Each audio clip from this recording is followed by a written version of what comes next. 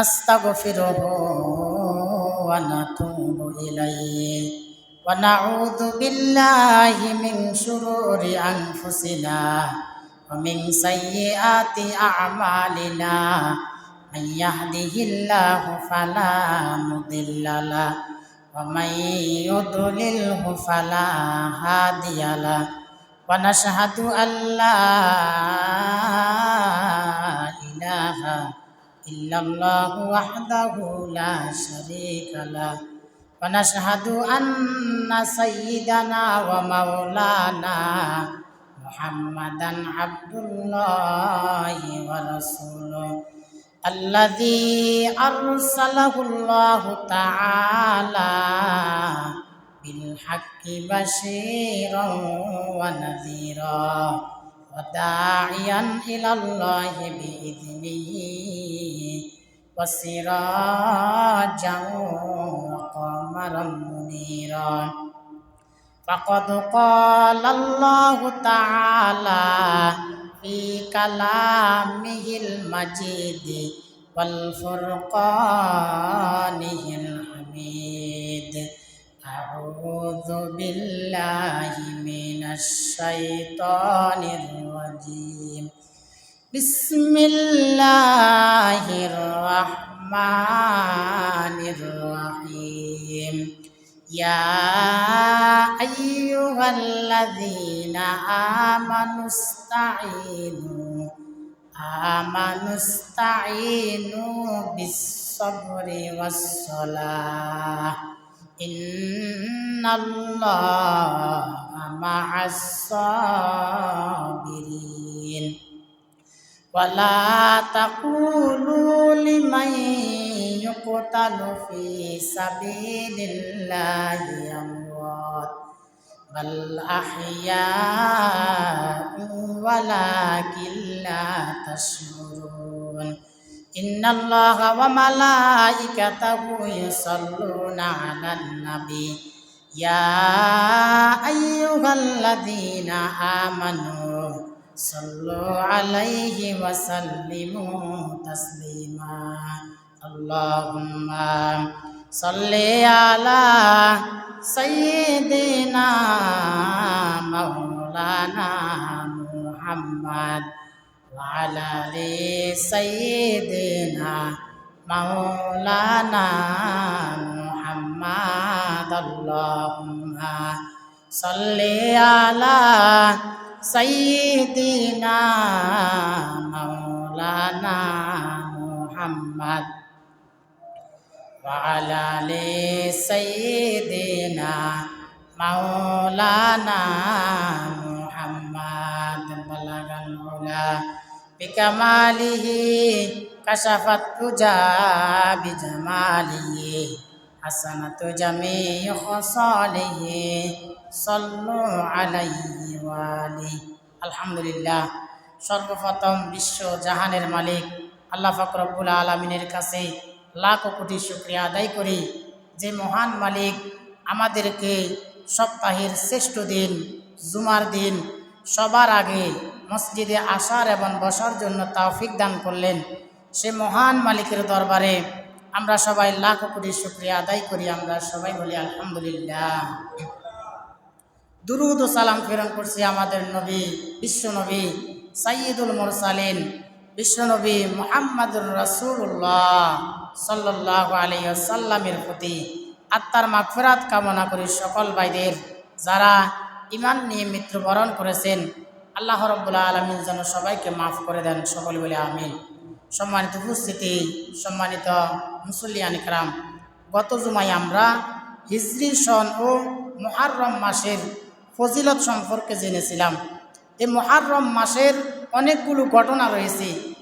তার মধ্যে একটি ঘটনা হচ্ছে এই মুহররম মাস, অর্থাৎ মুহররম মাসের 10 তারিখ। আজ হচ্ছে মুহররম মাসের 10 তারিখ। এই মুহররম মাসের 10 তারিখে অনেকগুলা ঘটনা ঘটেছে। তার মধ্যে একটি হচ্ছে আল্লাহ তাআলা এই আশুরার দিনে 7 আসমান এবং 7 জমিন সৃষ্টি করেছেন। সুবহানাল্লাহ। সপ্তম আকাশ এবং জমিন যেই দিন আল্লাহ তাআলা সৃষ্টি করেছেন ওই দিনটি হচ্ছে আশুরার দিন। অর্থাৎ মুহররম মাসের 10 তারিখ। এরপর 2 নাম্বার হচ্ছে আদম আলাইহিস সালামকে আল্লাহ তাআলা যেই দিন সৃষ্টি করলেন, আদম আলাইহিস সালামকে আল্লাহ তাআলা যেই দিন বানালেন ওই দিনটিও ছিল এই আশুরার দিন।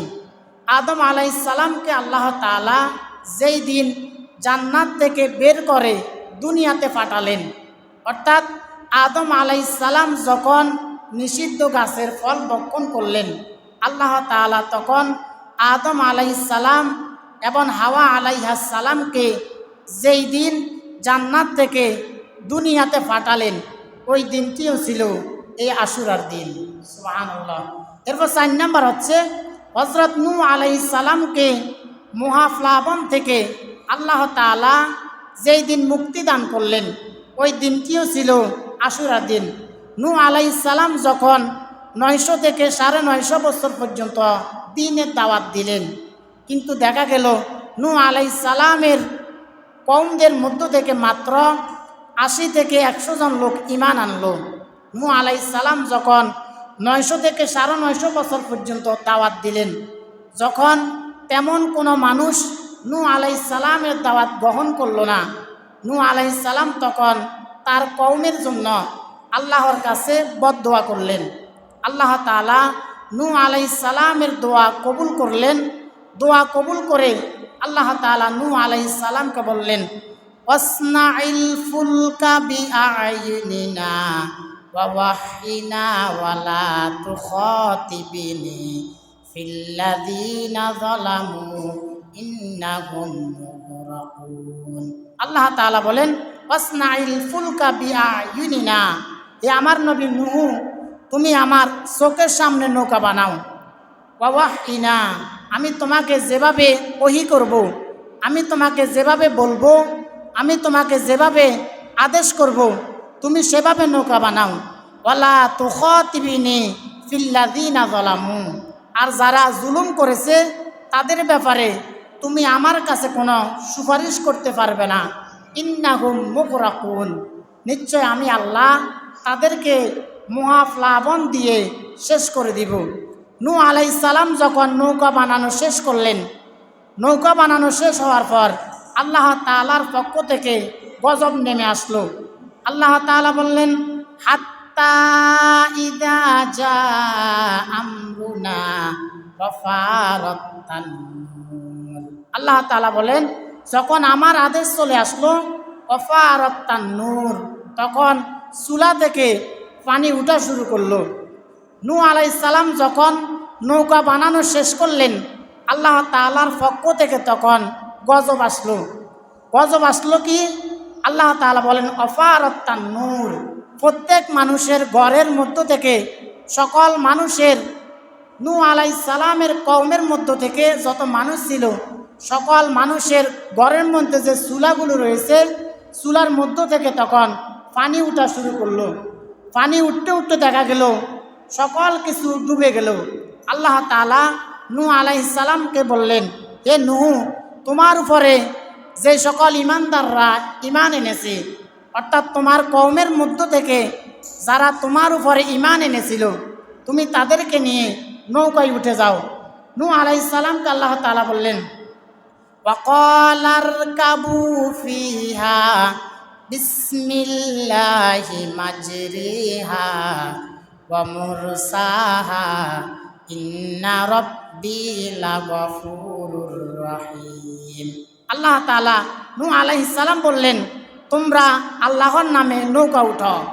নূহ আলাইহিস সালামকে যখন আল্লাহ তাআলা নৌকায় উঠতে বললেন, নূহ আলাইহিস সালাম তখন এই দোয়াটি পড়লেন, ওয়াকালা আরকাবু ফিহা বিসমিল্লাহি মাজরিহা ওয়া মুরসাহা ইন্না রাব্বি লাগফুরুর রহিম।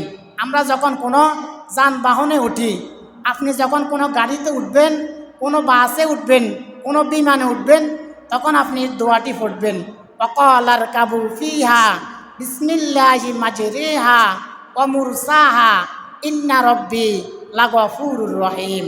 নূহ আলাইহিস সালাম যখন এই দোয়াটি পড়লেন, আল্লাহ তাআলা নূহ আলাইহিস সালামকে বললেন, নূহ আলাইহিস সালাম তখন তার কওমদেরকে বললেন, তোমরা আল্লাহর নামে নৌকায় উঠো। আল্লাহর নামে নৌকায় চলবে এবং আল্লাহর নামে তা থামবে। আল্লাহ যখন আদেশ করবেন তখন এই নৌকাটি থামবে।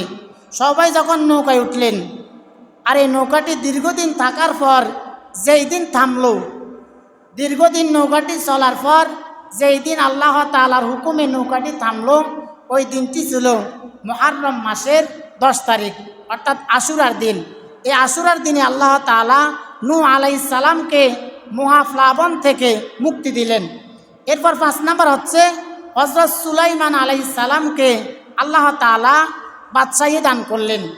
সুলাইমান নবীকে যেই তারিখে বা যেই মাসে বাদশাহী দান করলেন সেটি হচ্ছে মুহররম মাসের 10 তারিখে।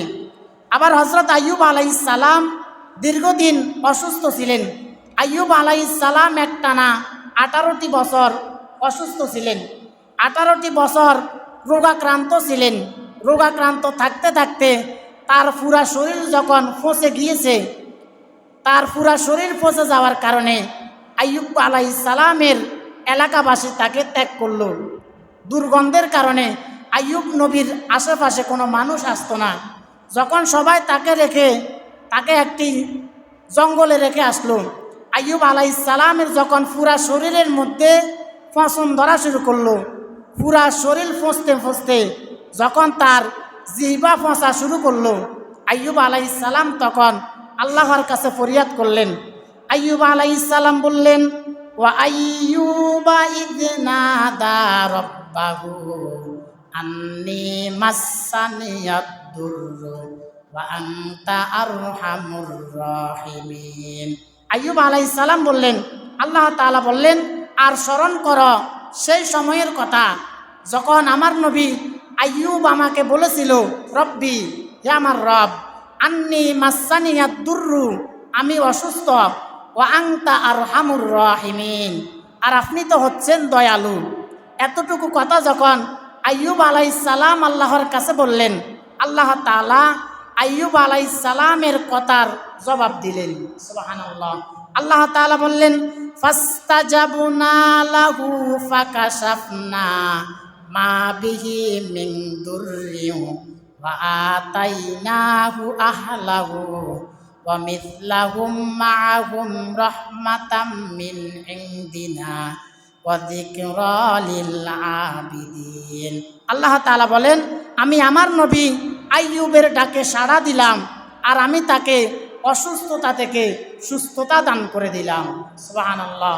আইয়ুব আলাইহিস সালাম যখন একটানা 18টি বছর অসুস্থ থাকলেন, 18টি বছর অসুস্থ থাকার পর যখন তিনি আল্লাহর কাছে ফরিয়াদ করলেন, আল্লাহ তাআলা আইয়ুব আলাইহিস সালামের ফরিয়াদ কবুল করলেন এবং তাকে অসুস্থতা থেকে সুস্থতা দান করলেন। সুবহানাল্লাহ। এই আইয়ুব আলাইহিস সালামকে আল্লাহ তাআলা যেই দিন অসুস্থতা থেকে সুস্থতা দান করলেন, ওই দিনটি ছিল আশুরার দিন, অর্থাৎ মুহররম মাসের 10 তারিখ। এরপর হযরত ইব্রাহিম আলাইহিস সালামকে যখন নমরুদ আগুনে ফেললেন, ইব্রাহিম আলাইহিস সালামকে যখন আগুনে ফালানো হলো, ইব্রাহিম আলাইহিস সালাম একটানা 40 দিন নমরুদের আগুনের ভিতরে থাকলেন। নমরুদের আগুনের ভিতর থেকে ইব্রাহিম আলাইহিস সালাম যেই দিন মুক্তি পেলেন, ওই দিনটিও ছিল আশুরার দিন। এরপর 8 নাম্বার হচ্ছে হযরত মূসা আলাইহিস সালাম আল্লাহর সাথে সর্বপ্রথম যেই দিন তুর পাহাড়ে কথা বললেন, ওই দিনটিও ছিল আশুরার দিন।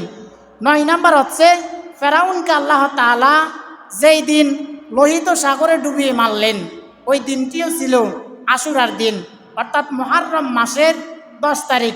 হযরত মূসা আলাইহিস সালামকে ফেরাউনের হাত থেকে আল্লাহ তাআলা যেই দিন রক্ষা করলেন, ওই দিনটিও ছিল আশুরার দিন। হযরত ঈসা আলাইহিস সালামকে আল্লাহ তাআলা যেই দিন আসমানে উঠিয়ে নিয়ে গেলেন, ঈসা আলাইহিস সালাম যখন তার কওমদেরকে দ্বীনের দাওয়াত দিলেন, তার কওমের লোকেরা ঈসা আলাইহিস সালামের দাওয়াত গ্রহণ করলেন না। এক পর্যায়ে যখন তারা ঈসা আলাইহিস সালামকে মারার জন্য পিছন থেকে আক্রমণ করলেন, আল্লাহ তাআলা ঈসা আলাইহিস সালাম তখন যেতে যেতে একটি ঘরের ভিতরে ঢুকে গেলেন। আল্লাহ তাআলা তখন ওই ঘরের ছাদ কেটে ঈসা আলাইহিস সালামকে সশরীরে জীবিত অবস্থায় আসমানে নিয়ে গেলেন। সুবহানাল্লাহ। পৃথিবীতে একজন নবী ইন্তেকাল করেন নাই, তিনি হচ্ছেন ঈসা আলাইহিস সালাম। তিনি এখনো জীবিত আছেন। আল্লাহ তাআলা ইমাম মাহদী আলাইহিস সালাম যখন পৃথিবীতে আসবেন, তখন ঈসা আলাইহিস সালামকে আল্লাহ তাআলা আবার দুনিয়াতে পাঠাবেন। ঈসা আলাইহিস সালামকে আল্লাহ তাআলা যেই দিন আসমানে সশরীরে উঠিয়ে নিয়ে গেলেন, ওই দিনটিও ছিল আশুরার দিন। ইমাম হুসাইন রাদিয়াল্লাহু তাআলা আনহু যেই দিন শাহাদাত বরণ করলেন কারবালার ময়দানে, হুসাইন রাদিয়াল্লাহু তাআলা আনহু যেই দিন শাহাদাত বরণ করলেন, ওই দিনটিও ছিল এই আশুরার দিন। এই আশুরার দিনটি যেমন ইমানদারদের জন্য বিজয়ের দিন, খুশির দিন, আনন্দের দিন, ঠিক তেমনিভাবে এই দিনটি আবার মুসলমানদের জন্য একটি শোকের দিন, দুঃখের দিন। অর্থাৎ আজকে হচ্ছে মুহররম মাসের 10 তারিখ। আজকের এই দিনকে বলা হয় ইয়াউমি আশুরা, আশুরার দিন।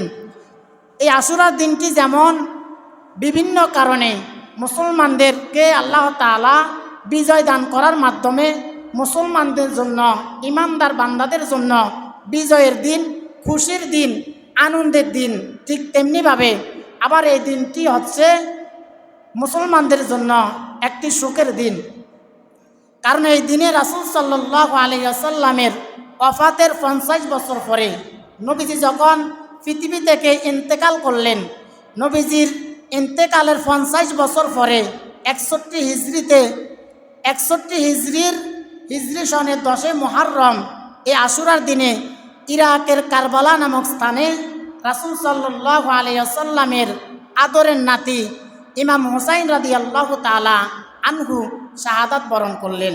অর্থাৎ রাসূল সাল্লাল্লাহু আলাইহি ওয়াসাল্লাম যখন পৃথিবী থেকে চলে গেলেন, নবীজি পৃথিবী থেকে যাওয়ার 50 বছর পরে নবীজির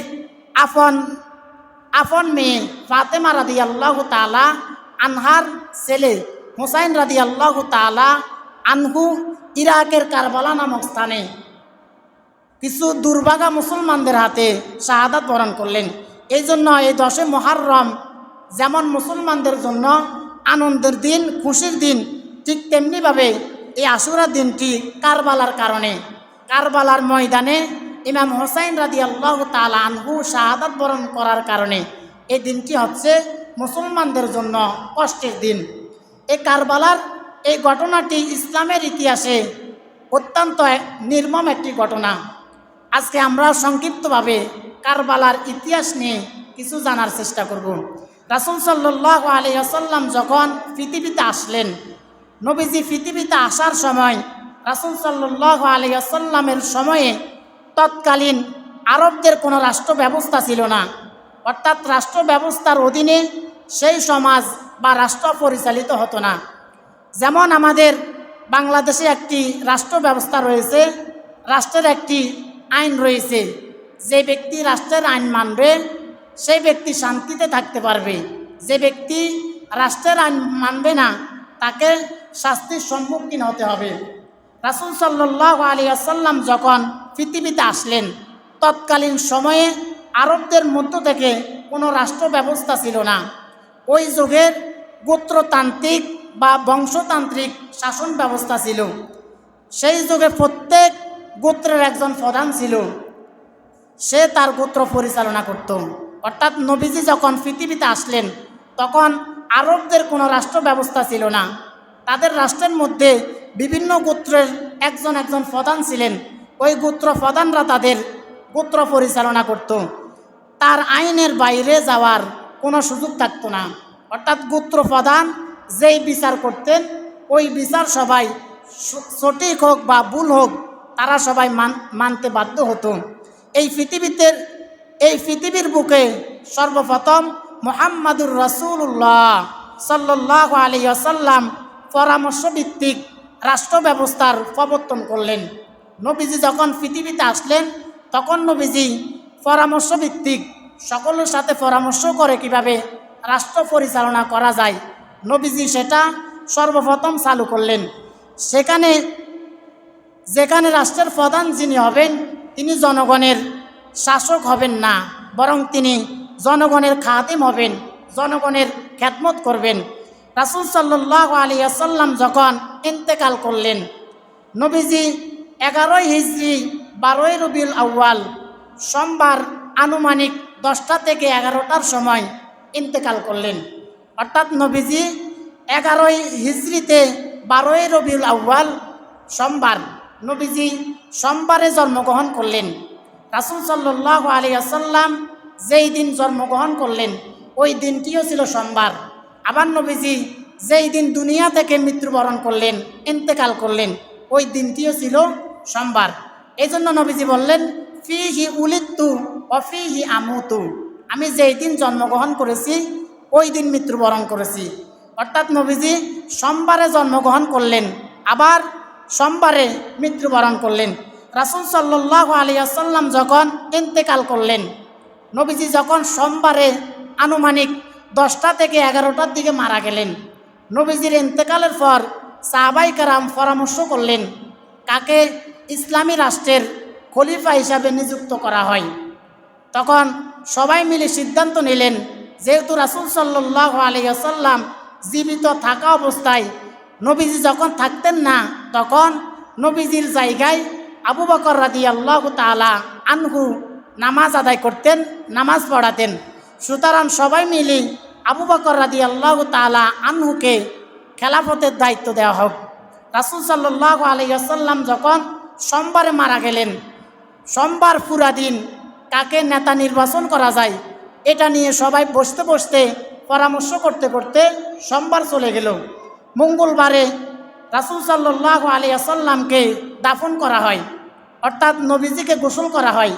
নবীজিকে মঙ্গলবারে যখন গোসল করালেন, আবু বকর রাদিয়াল্লাহু তাআলা আনহু তখন সকলের পরামর্শ ক্রমে আবু বকর রাদিয়াল্লাহু তাআলা আনহু বললেন, আমি আল্লাহর রাসূলকে বলতে শুনেছি রাসূল সাল্লাল্লাহু আলাইহি ওয়াসাল্লামকে যখন মঙ্গলবারে গোসল দিলেন, গোসল দেওয়ার পর সবাই পরামর্শ করলেন নবীজিকে কোথায় দাফন করা যায়।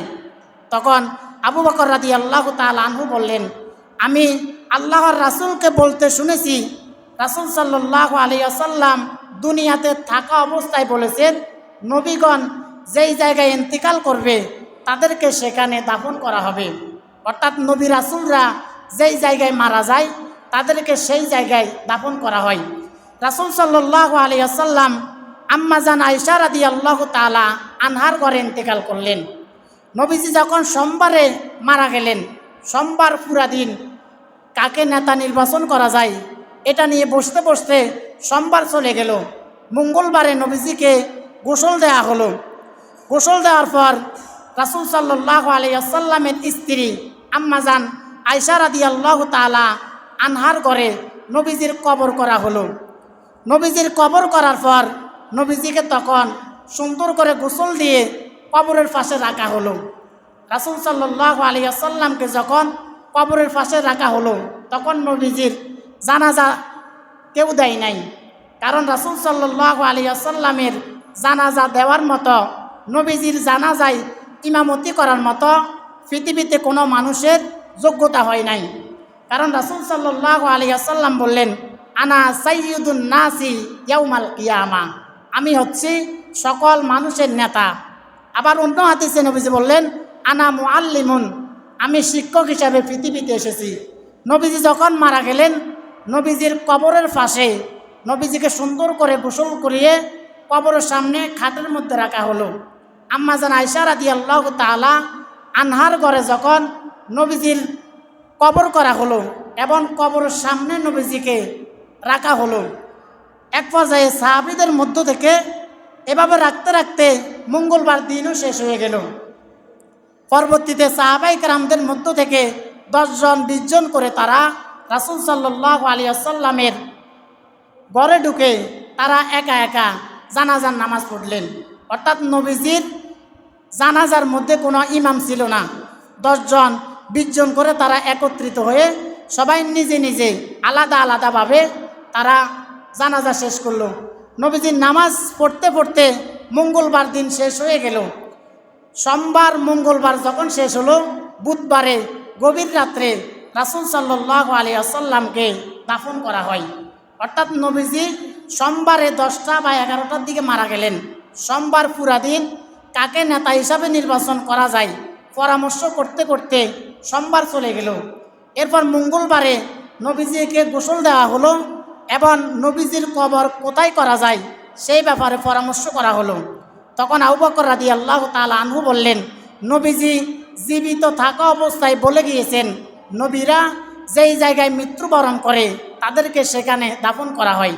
তখন সকলের পরামর্শ কমে নবীজিকে আম্মাজান আয়েশা রাদিয়াল্লাহু তাআলা আনহার ঘরে কবর দেওয়া হলো।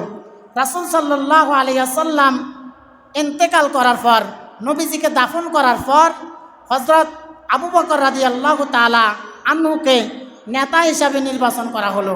অর্থাৎ ইসলামের ইতিহাসে সর্বপ্রথম যিনি খলিফা হলেন তিনি হচ্ছেন হযরত আবু বকর রাদিয়াল্লাহু তাআলা আনহু। আবু বকর রাদিয়াল্লাহু তাআলা আনহু যখন ইসলামী দায়িত্ব গ্রহণ করলেন তখন সকল মুসলমানগণ আবু বকর রাদিয়াল্লাহু তাআলা আনহুর হাতে বায়াত গ্রহণ করলেন। আবু বকর রাদিয়াল্লাহু তাআলা আনহু অত্যন্ত সুন্দরভাবে 11 থেকে 13 হিজরি মোট 2 বছর দায়িত্ব পালন করলেন। 2 বছর দায়িত্ব পালন করার পর আবু বকর রাদিয়াল্লাহু তাআলা আনহু থাকা অবস্থায় সিনিয়র সাহাবীদের সাথে পরামর্শ করলেন কাকে খলিফা হিসাবে নিযুক্ত করা হয়। এরপর হযরত উমর রাদিয়াল্লাহু তাআলা আনহুকে খলিফা হিসাবে নিযুক্ত করলেন। সর্বপ্রথম খলিফা ছিলেন আবু বকর। এর দ্বিতীয়বার আবু বকর রাদিয়াল্লাহু তাআলা আনহু যখন ইন্তেকাল করলেন, আবু বকর রাদিয়াল্লাহু তাআলা আনহু ইন্তেকাল করার পর যাকে খলিফা হিসেবে দায়িত্ব দেওয়া হয় তিনি হচ্ছেন হযরত উমর রাদিয়াল্লাহু তাআলা আনহু। উমর রাদিয়াল্লাহু তাআলা আনহু যখন দায়িত্ব পেলেন তখন পুরা বিশ্বে মুসলমানদের সংখ্যা দিন দিন বাড়তে লাগলো। উমর রাদিয়াল্লাহু তাআলা আনহু 13 হিজরি থেকে 23 হিজরি পর্যন্ত মোট 10 বছর দায়িত্ব পালন করলেন।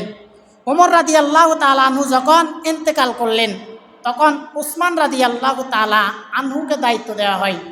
উসমান রাদিয়াল্লাহু তাআলা আনহু যখন কিছুদিন দায়িত্ব পালন করলেন, উসমান রাদিয়াল্লাহু তাআলা আনহু যখন কিছুদিন দায়িত্ব পালন করলেন, দায়িত্ব পালন করতে গিয়ে উসমান রাদিয়াল্লাহু তাআলা আনহু 23 থেকে 35 বছর পর্যন্ত মোট 12 বছর খেলাফতের দায়িত্ব পালন করলেন।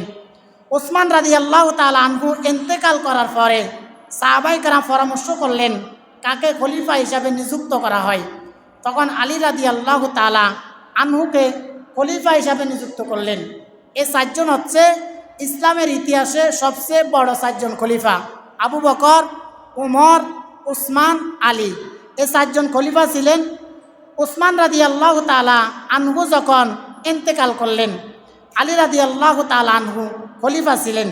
তখন সিরিয়ার গভর্নর হিসাবে মুয়াবিয়া রাদিয়াল্লাহু তাআলা আনহু আর উসমান রাদিয়াল্লাহু তাআলা আনহু ছিলেন এক বংশের।